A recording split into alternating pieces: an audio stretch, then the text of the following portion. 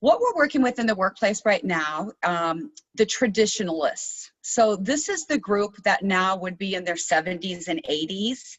I want you to think about if you have anybody in this bucket that is still on your team. Only about 3% of this generation is still full-time employees. So a couple of things, characteristics about this generation. By and large, they were just grateful and appreciative for anything they had. They were grateful to get that job. They were grateful for training and maybe even have the good fortune to move up the ladder to a better paying job. So this group, their goals for the most part were about security, stability, and safety for their families. Now, next, we've got the baby boomers. So the baby boomers saw things a little bit differently. They said, wait a minute, if I work harder, I can have more. If I stay an extra hour, if I close one more deal, I can provide a better life for my family. So it really wasn't about greed, because very few boomers are driven by wealth, but it's more about providing a better life for their family. So my stepfather is one of 11. Do you think he ever got a new pair of anything? No. I've heard all of the stories. At any given time, he shared a bedroom with 3, 4, 5 of his siblings. I mean, talk about no privacy or individual space. But he was determined to work harder to provide his family what he never had. I also hear that there is a little bit of a competitive nature with the boomers. So apparently it's due to this rumor that when they were younger, they only had trophies for first, second, or third place. That had to be a lot of hurt feelings by all of those kids going home with nothing. So you can imagine how that now translates into the workplace. So there's a bit of a competitive nature that was really fueled by that environment that they had to win. So next, we have got Generation X. This is my generation. Now, it's important to know a couple things about Generation X. They really cross two important thresholds from a workplace standpoint. So the first is that half of Gen Xers went to college right out of high school. The workplace saw a huge influx of formal education at this time. And the second is that more than half of Gen X women went into the workplace right out of high school or college. So we also saw this big gender shift as well. Now, I'm also going to let you in on a little fact that played a huge part in the way that Gen Xers had influence. It's called MTV. Yeah, I'm serious here. So if you think about it, prior to this time, we didn't have 24-hour news stations with CNN. We didn't have MTV. So for the first time, you could watch music videos and you could see how successful people were living. You could see the hairstyles they wore. You could see the fashion designers they were wearing. So do any of you remember MTV Cribs? Yeah, it was a show that actually took you inside of the homes of these rich and famous entertainers. It gave you a bird's eye view of the cars they drove, those fashion designers they wore, and the luxury way that they lived. So kind of a newer version of Robin Leach, if you will. So not only did this influence the thoughts of Gen Xers, but for the first time, we really started seeing a generation that cared about the image of being successful and what it looked like. So we saw brands like BMW and designer purses skyrocket during this time. It started to be the new definition of what success looked like for the very first time. Now, the next group that we have is our millennials. So just an FYI, millennials are the exact same group as Gen Y. So if you're reading articles or you see references, it is the same group. Keep in mind that there is no governing body that determines what years make up generations. It's all done by researchers. So we use the Bureau of Labor Statistics because primarily we want to look at workforce data. So keep in mind though, it really doesn't matter what your birth year is because it's really all about more of your mindset. So I hope to show you over the next few minutes that it is about your mindset and not about the year that you were born. So let's take a look at how millennial you are. We're going to have a little fun. So here's what I want you to do. I'm going to show you about 5 or 6 slides with questions on them.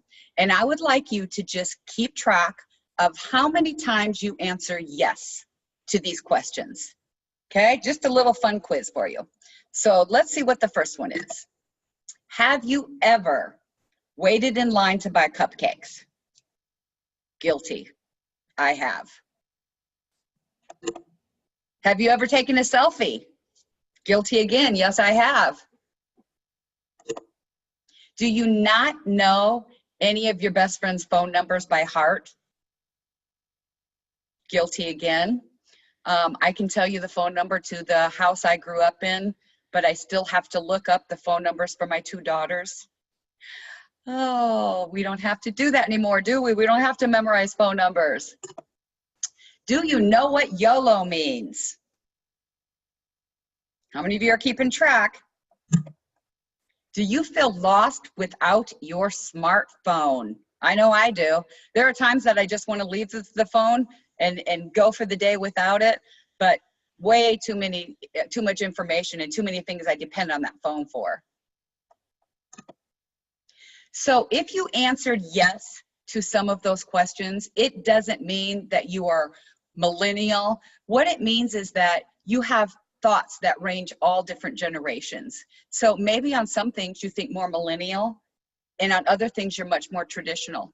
I know that on many things I think more millennial because I raised 2 millennial children.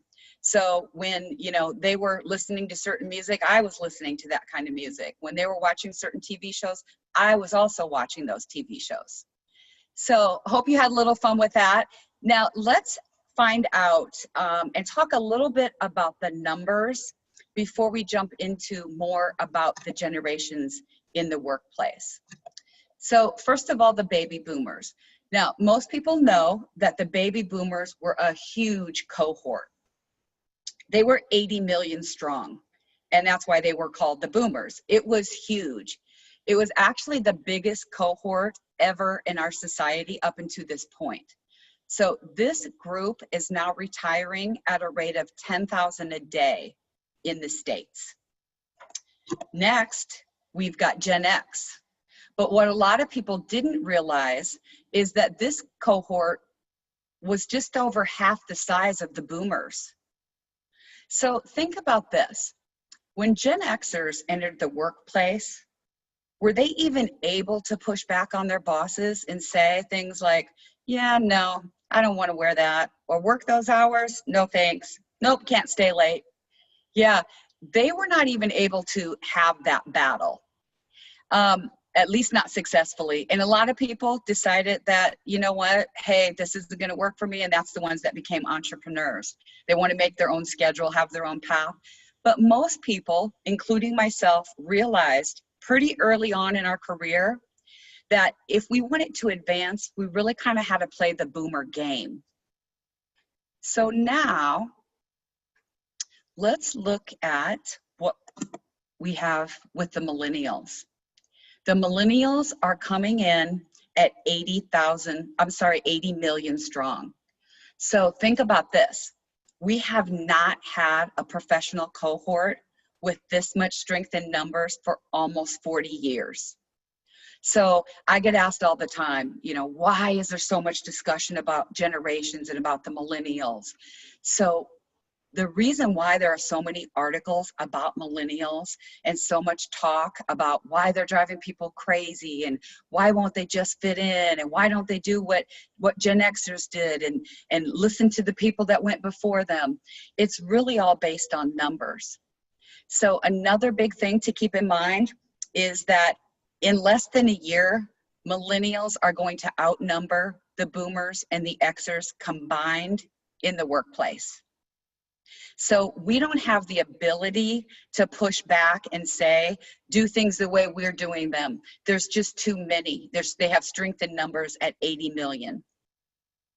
So I want to talk about and share with you what we find the most common issues on the table when it comes to time and time the differences and the challenges that people talk about between the generations in the workplace. So we're going to take each one of these individually. Let's just start with the first one, technology. So do me a favor. Think about when you were a little kid, as far back as you can remember, and think about how you listened to your favorite song over and over and over again. So most boomers started out with records. Records came out in the 40s, so that's how they listened to music. Boomers may have had a record player, may have gotten records for, birthdays, Christmas. And then as they got into high school, maybe they got a job and they were able to buy their own records, going to the record store. So even into their 20s, they were still listening to records. So now let's take the millennial perspective, which is the opposite end of the spectrum. By the time the older millennials were born around 1981, what do you think had become the way to listen to music? Yeah, it was cassette tapes. By the time these same people were 10 years old, music had already switched to CDs. And by the time they went to college, they were listening to their favorite music on an iPod. And while in college, this was the first group to start illegally downloading music on Napster. It was the cloud. You could get music from anywhere. So this was during the first time that you could stream music from the internet. So now, if we think about this, those were the millennials' formative years, and they were forced to change over and over and over based on something people love to do, which is listen to music. So you remember those big giant boom boxes like in the picture here? And then they eventually got smaller and smaller and smaller until they got down to the size of like an iPod shuffle. Well, now we don't need to buy a stereo. We don't need to buy an iPod even. There's an app for everything. So we can get absolutely any song, anywhere, anytime, just as long as we pay our phone bill. So now let's think about how this translates into the workplace. We get into the workplace, and it's no wonder that we have different perspectives on things based on our experience. So something to keep in mind is that we equate our relationship with technology to our comfort level of change. So, like I said earlier, I'm going to share some spectrums with you, but keep in mind there are no wrong or right answers. I'll share the millennial spectrum with you, and I'll share a very traditional spectrum, and you're probably working with people that are at all ends of the spectrum today. So on one hand of the spectrum, you have the millennials saying, I'm not going to do grunt work. It should all be automated. And then on the other end, you've got traditionalists or boomers saying, if it ain't broke, don't fix it. There's nothing wrong with the software we bought 7 years ago. So now let's move on to authority. I hear all the time, millennials have no respect for authority, no respect for the chain of command. Now, I was raised in a pretty conservative household. Actually, my stepfather had been a bachelor for 15 years when he married my mom and got a bonus of 3 daughters, 2 of them in their teens. But he ran a pretty tight household. So I ate what was on the table for dinner, or I didn't eat. If I left things laying around the house, they'd get thrown away. And I didn't tell my parents where I was going to go. I asked them, pleading and begging a lot of the time. I remember so many times growing up, sitting up in my room thinking, oh my God, I can't wait to be a grown-up. That way I can do whatever I want. Careful what you wish for, right? Anybody else ever think that? So now fast forward to when I have my own kids. I wanted to make sure that they never felt that way. So many people have told me the same thing, that they gave their kids a voice pretty early on.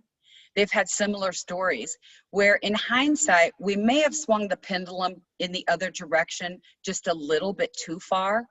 So I would ask my kids what they want for dinner. Where do you want to eat tonight? I'd make sure to buy exactly what was on their Christmas list so they wouldn't be disappointed on Christmas morning. So now, fast forward to when this group enters the workplace. Can you now see why they would be shocked that not everyone wants their opinion? They've always had a voice in decisions. So now let's take a look at balance.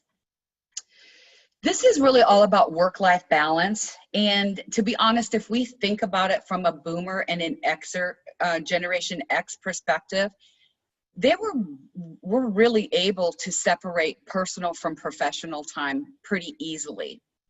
The boomers will tell you that what I was taught is right before you walk in the door, you put on your professional hat and ding, I'm going to work, I'm at work, I'm going to do nothing else but work while I'm there. And I hope that my boss is having a good enough day to let me go at a reasonable time, because then boom, I'll flip that switch when I walk out the door, and now it's my personal life. I put my personal hat on and I do things like I'm a wife and a mother. I go to church. I'm involved in my community, sister, a friend.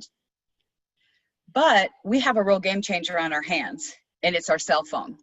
So I'm sure that everybody on this webinar probably has a cell phone. And I don't know about you, but I use it for personal and professional. There's no delineation between my phone being a personal phone call or a professional phone call, or checking my personal phone or professional. Now, I do know that a lot of people still carry two phones, but think about this. So we have that platform for personal and professional all in one, in our pocket, on us 24 hours a day. So 20 years ago, where did you have to be at work to do work? Yeah, you had to be at work, didn't you? And for today, many roles, where can you get work done? Anywhere. I'm sitting at home in my office right now. So if you came into your career during a time where you had to be at work and you weren't very accessible to anyone outside of work, not unless they called the front desk. And I remember doing that to my mother in the summers, and we would call the front desk, and boy, by the time she got to the phone, we knew it better be an emergency. But it's no wonder why, if that's how you entered the workplace, that a lot of leaders and managers think that visibility equals productivity. I have to see you to know that you're working. So many boomers and Xers were told to be the first one in and the last one out. But today, millennials have a mantra. It's work smarter, not harder.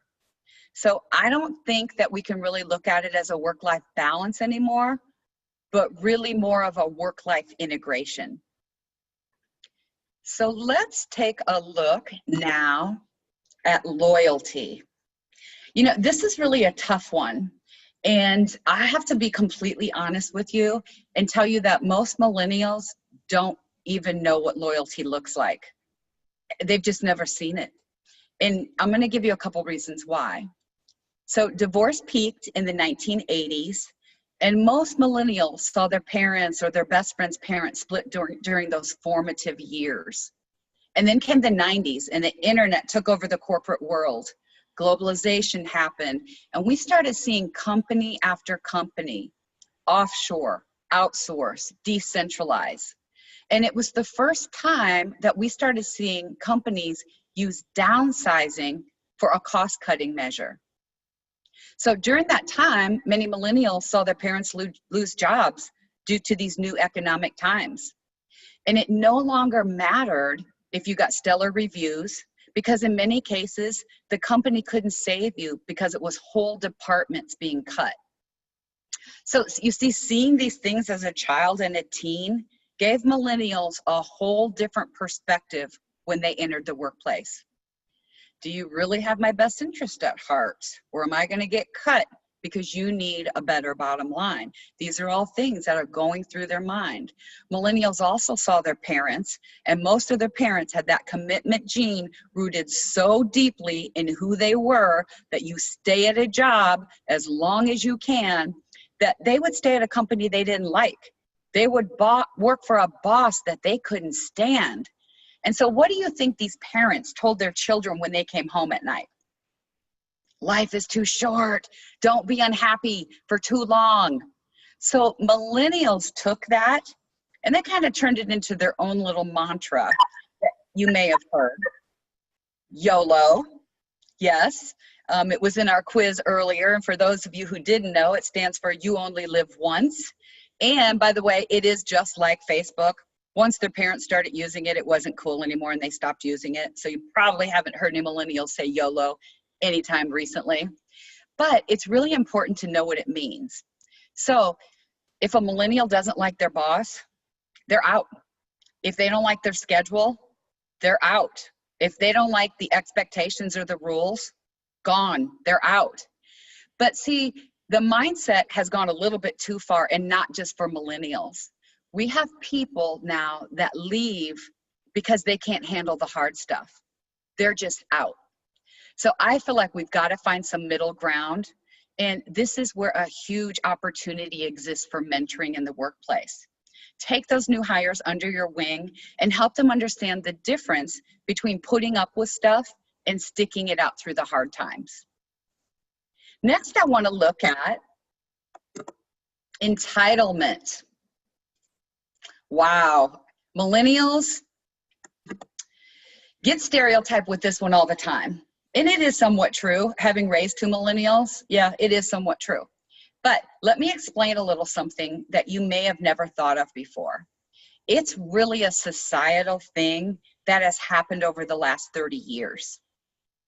And the biggest culprit of this entitlement generation is credit cards. And you may be scratching your head going, what on earth does credit cards have to deal with the millennials being entitled? So let me explain a little bit. So in the 1980s, credit cards became mainstream for the middle class for the very first time. So what that meant is that millennials had parents with access to more money than they made for the very first time in history. So if a company had a bad year and mom and dad didn't get a holiday bonus, oh, well, it's not the kids' fault. We don't want them to suffer. So we'll just take them to Disney and put it on the charge card and pay it off later. We'll just charge the Christmas gifts and we'll pay it off later. So most millennials are used to getting what they want and when they want it. So now let's translate that into the workplace. It's really no wonder that they may ask or even expect a promotion after 2 months. I deserve it. I know way more than I did 2 months ago, okay? So just exaggerating a little bit, but you have to understand that, again, it's not really the millennials' fault. They didn't do it to themselves. They're really just a product of the way they were raised and their environment, just like every other generation. So I want to see, Sarah, if we have any questions that we could perhaps open it up to. Yes, thank you so much, Diane. We do have a couple that came in. Let me go to them right now. And we are going to go on and enter into the question area. So if you guys have questions, please submit them to me directly or to the chat function. The first one I've got is if there was one only thing I can do to bridge the generational gap, where should I start? Excellent. So we're going to move now into what are some of the things that you can do. Okay, I do have multi-generations in my workplace. I do know there are issues, but what do I do now? So the first one is really all about communicating your expectations. So don't make assumptions. Remember earlier when I said there's really no such thing as common sense? Keep that in the back of your mind when you're having to explain things that you feel like are common sense. So I promise you that if you say, show up for work your first day in black pants, somebody will show up in leggings. And you are thinking to yourself, leggings are not pants. And they are thinking to themselves, they go from my waist to my ankles. They're pants. So just be very clear when you communicate your expectations. Going back to the common sense slide, when we don't have common experiences, just over communicate those expectations would be my advice on that.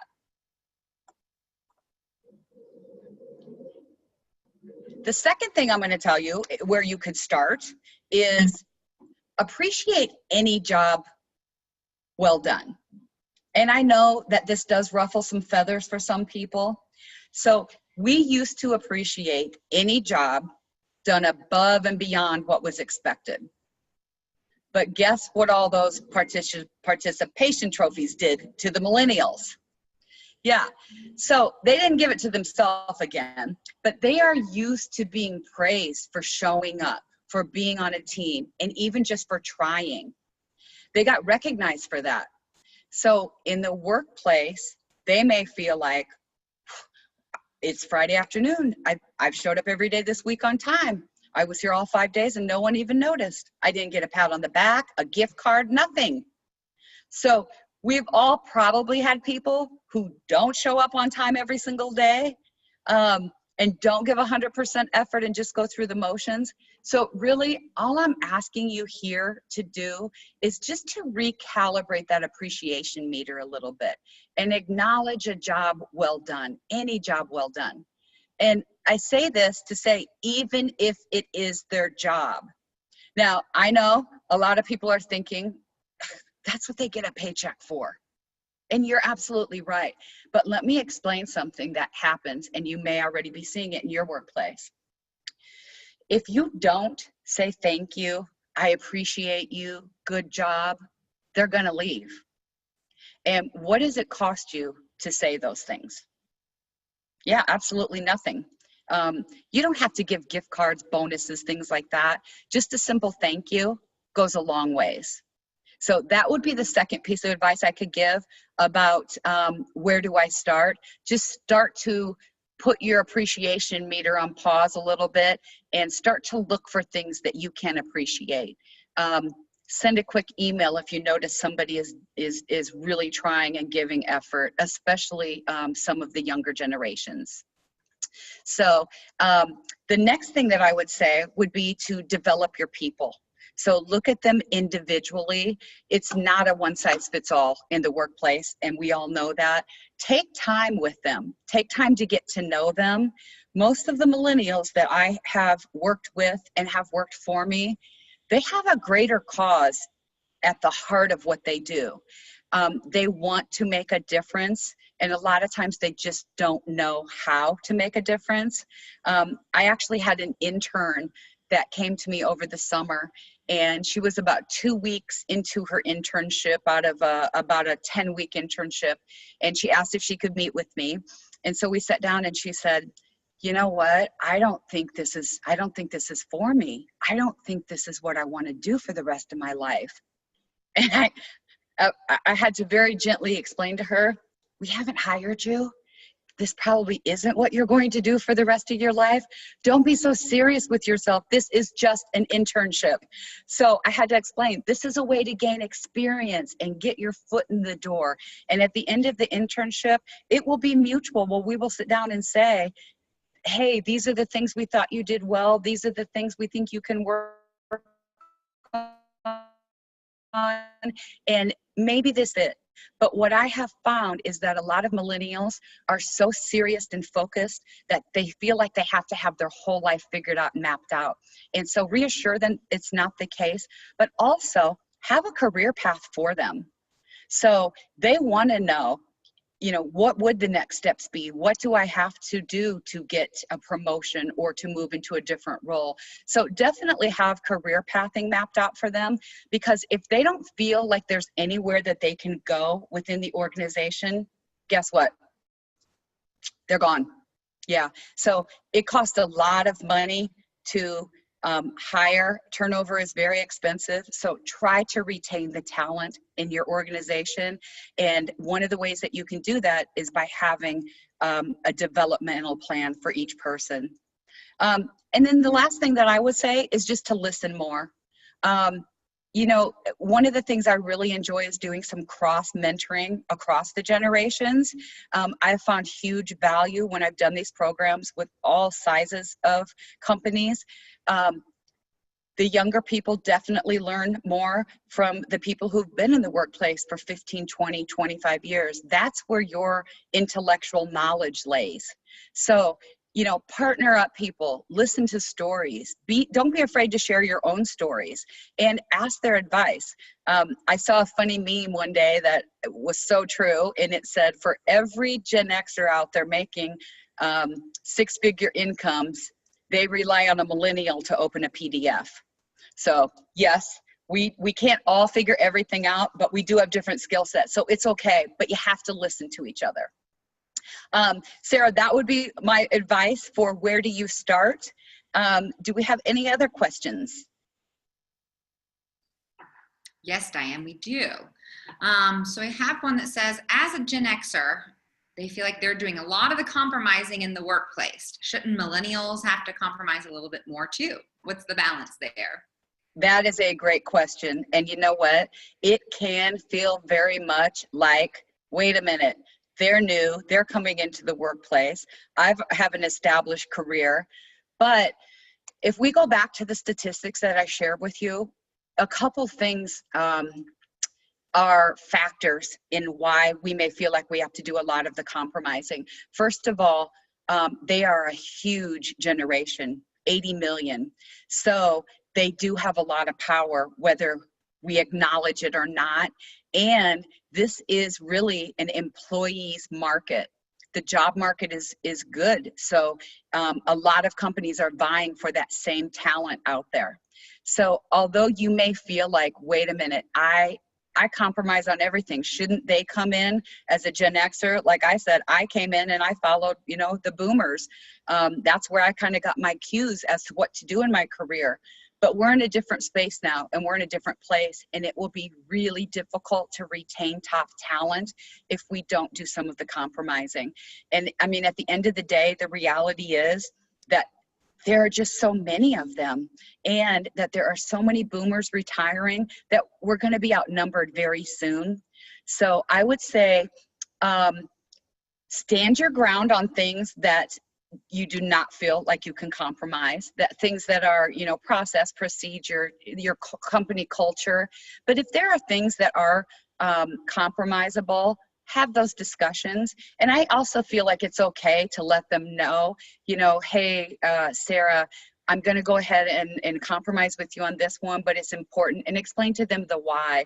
I've always found that when you explain the why, you get more buy-in and people will understand rather than just telling them what to do. So I agree, it does sometimes feel like in the workplace like we are doing a lot more compromising, but unfortunately the times have turned. You could look at turning that into a mentoring situation and take somebody under your wing and, you know, show them what good looks like at work. Show them what professionalism looks like. Show them what, you know, being early, being prepared, and all of that looks like. So hopefully that answered the question. Yes, I think it did. Thank you very much, Diane. I do have another one that came in. As someone who is technically a millennial, I feel like this term tends to immediately discredit any of my efforts, and I find it difficult to get Gen Xers and up to take me seriously or listen at all. So how do I keep millennial from being a four-letter word? Good question. Yes. So I have always said that it, you know, part of the webinar that we're doing today that we keep focusing on is it's really not about your birth year, it's about your mindset. And although we do all get put in these buckets and generalizations, every single generation has a wide spectrum. So I can tell you that I have worked with millennials that I will call old souls. They act and operate in the workplace much more like Gen Xers. They have a lot of the habits, and most of the time it's just based on their experiences. So maybe they were raised a different way. Maybe they had a lot of responsibility early on. Maybe they weren't in the family that went to Disney, whether they could afford it or not. So one thing I would encourage you to do is don't pay a whole lot of attention to the stereotypes about millennials, because every generation has their stereotypes, and just see what it is that you can do in your workplace to set yourself apart. So, you know, have those one-on-one conversations. Make sure that people, you know that, yeah, I might be a certain age, but I bring a lot to the table. And just try to find that balance where don't let that word get in your way, and just say, you know, hey, I actually prefer to be, you know, thought of more based on my work rather than the year that I'm born, because we do see what I call those old souls that just don't fit into any of the typical characteristics of their generation. So hopefully that was helpful. Yes, I very much agree with that, Diane. Great, thank you. I did get another one come in. What about Gen Z? Any additional facts you have to share about that generation that's coming into the workforce and kind of graduating now? Yes, so Gen Z, what we are finding is, I don't have a ton of research on them right now because most of them are not in the workforce full-time yet, but we are finding that, again, they're very committed to a cause. They want to have a bigger cause than just going to an 8-to-5 job. We see a lot of activism with this generation, and just purposefulness. So as we get more data, we will definitely be sharing that. But if anybody's interested in that, you could always send an email and we would send out some more workplace data. Unfortunately, they're not completely in the workforce yet. Majority of them are still in some type of formal schooling. So. Great. Thank you so much, Diane. So Sarah, I wanted to also put up, I don't know if we have any other questions, but I just wanted to put up where people can find some more resources, because I know that we just briefly touched on a lot of things here today, but people might be thinking, you know what? Wow, yeah, one of the things that we touched on today really hit home for me and I want more information, or I just don't know where to start, or I need a little help. So I'm going to turn it over to you just to talk about what some of those resources are. Absolutely. And we have about 15 minutes left in our time. So if anyone out there does have any additional questions right now, while we review this information, again, please feel free to send them to me or to the group. So thank you so much again for coming today. This is a lot of really amazing information. And, you know, we really want to help companies understand these generational differences and also help reduce unnecessary employee turnover. Last year in March, we launched our first book, Staying Power, on Amazon. You can see that right down there. And thank you, Diane. And you can get on Amazon and order that. Or if you do want copies for all of your managers, feel free to reach out to me and we can talk to you all about bulk pricing. We also just launched our Workforce Retention Bootcamp this year, and new Staying Power keynotes and workshops, and we're really excited. It's an 8-part boot camp that really does come in and help provide really great leadership training for all of your team. Let's see, I did get one more question come thing. Ways to communicate, Diane. Let's see, what would be some ways outside traditional meetings to communicate with millennials? Great question. Yeah, that is a really good question. You know, one of the ways that I found the most effective to communicate outside of just your typical meeting is to go have coffee together. Go have lunch together, get off site, and just get to know each other. Another thing that's really important is to find time throughout the workday. If let's say that you're in leadership and you have an office, you have an open door policy, but it gets really easy to get bogged down inside that office. Make sure that you're doing a walk around and that you're communicating and touching base with your team throughout the day. Because especially with the younger generation, they want and they need those constant touch points to know, hey, you're doing great. Hey, they need that reassurance. But I always find that, especially within the first 30 days, take some time and get to know them personally. Find out what's important to them outside of work. So what is their family situation like? Do they have a significant other? What are their career goals? Things that are outside of work other than just, the projects and the busy day-to-day stuff that we find we get so tied up in. So that would be one idea. Another thing that I always like to do, when people start and I'm onboarding them, I like to do a communication charter. So I like to ask them, what is the best way you like to communicate? So would you prefer instant message? Would you prefer text? Would you prefer email? Because everybody has a preferred method of communication. If I'm in an office environment, I don't mind somebody stopping by my desk. I still like the face-to-face interaction. Some people might find that is interrupting of when they get into their daily workflow. So I think it's really important to ask those questions and then to communicate how other people want to be communicated with. Yes, very much agree. And I think of some of what you just talked about leads into our next question. But our next question was, we have a nursing home and the staff is very multi-generational. So what can we do to help them work better together? Yes, yes. So a couple things that you can do, build in some time for everyone to get to know each other.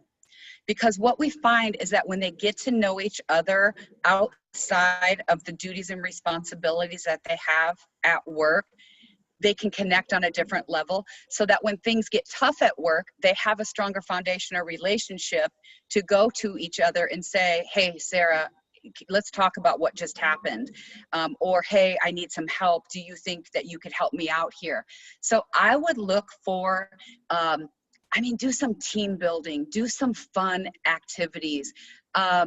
Let them be a part of deciding what it looks like. So have a little subcommittee that's going to be the one that decides, this year, how many times are we going to get together?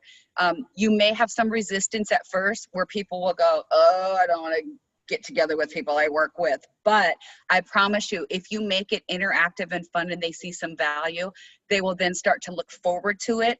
And then if you miss one, they'll be like, hey, what happened to that? I thought we were getting together as a team. So I just always encourage you to let people get to know each other outside of what their responsibilities are on the job. Another thing would be to figure out, possibly a partnership where you could have some of the generations do some cross-generation mentoring. So somebody you find that, knows the job really, really well, you could set up with somebody newer, and not for it to be a training program, but just to be, hey, I'm your sounding board. If you have questions about how to navigate this whole, organization, or you have things that you want to talk about, I'm here for that. Yes, absolutely. That's great tips. Thank you so much. I do have another question that came in, that this individual is a millennial and they have an opportunity to actually manage both Gen Xers and boomers. Any tips on how to handle that type of workforce? Absolutely. Good question, and good for you. This also is nothing new. Lots of people manage up and manage people who are older than them.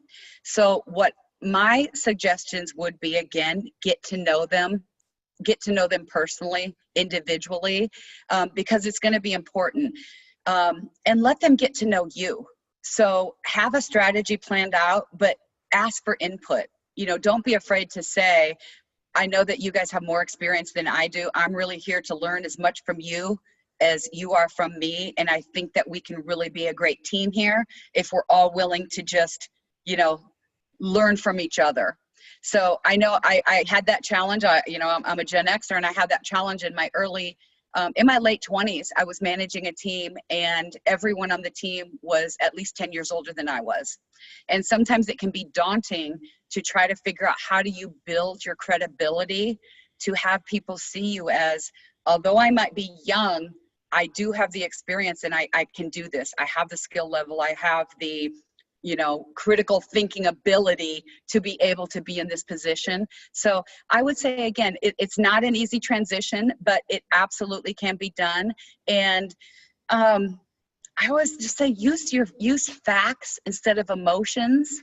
So, when you're having conversations and things get emotional, just always bring it back to some facts. I realize that maybe you have more experience than I do. Here are some things that I've done I think that would be, great to incorporate onto our team. So, and sometimes you have to take it slowly until you build that credibility and those relationships up.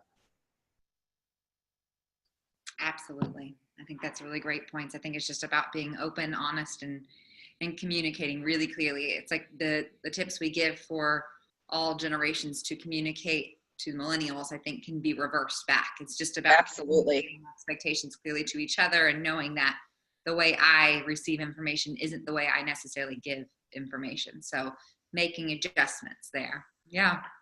That is all of the questions I have right now. We will go ahead and leave it open right now, but if you all have any other questions, please send them in. This has been amazing information, Diane. Thank you again so much. And feel free to let us know. I know a lot of you all got this information from our newsletter If you are not part of our newsletter, please sign up. We don't blow up your email. We'll send it out about once a month with any retention resources. So it's a really great way to get fresh tips. We always put blogs up and have a LinkedIn page as well as our YouTube page where we put up tips and tricks for handling all this. So please feel free to follow us there. And if you have any questions, again, don't hesitate to reach out. But other than that, Diane, thank you so much for having us today. Yes, thank you, Sarah, and thank all of you. Definitely reach out because we have some really great resources available. So thank you. Thank you.